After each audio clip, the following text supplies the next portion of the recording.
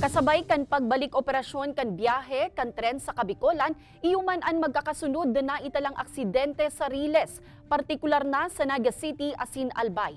Katakod kaiyan makakaulay ta live si Joel Dahak, ang OIC kan PNR Naga Station Operations Divisions Area 2. Diyos marahay na hapon po, Sir Joel.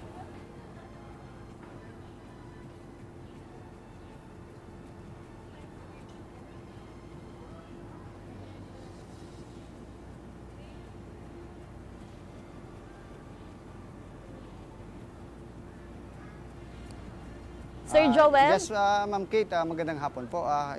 Sir Joel, makalihis po ang magkakasunod na aksidente na kinakaimbweltuhan kan tren.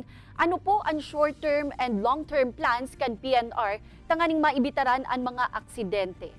Yes, Ma'am Kate, magandang hapon po. Ito po, mas paigtingin po natin ang awareness sa safety ng ating mga crossings and railway lines. At possible na madagdagan ang mga crossing keepers natin habang hinintay natin ang mga crossing barriers na galing Manila na dadalhin dito sa Bicol.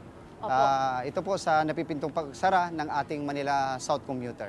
Oo, sir, meron po ba tayong timeline para dun sa clearing ng mga bahay na nasa tabi at yung mga establishments na nasa tabi o nasa gilid ng Riles?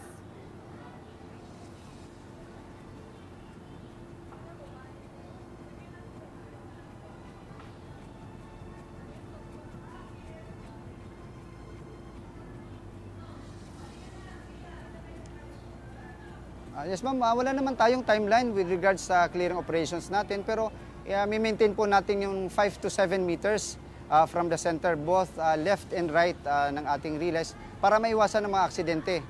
Doon tayo magfo-focus ang clearing operations natin sa mga darating na araw. Oo, sir, maganda yung naging epekto ng pagbabalik operasyon ng biyahe ng tren dito sa Kabikolan. Meron pa po ba tayong plano na magdagdag ng ruta or magdagdag ng biyahe dito sa Kabikolan?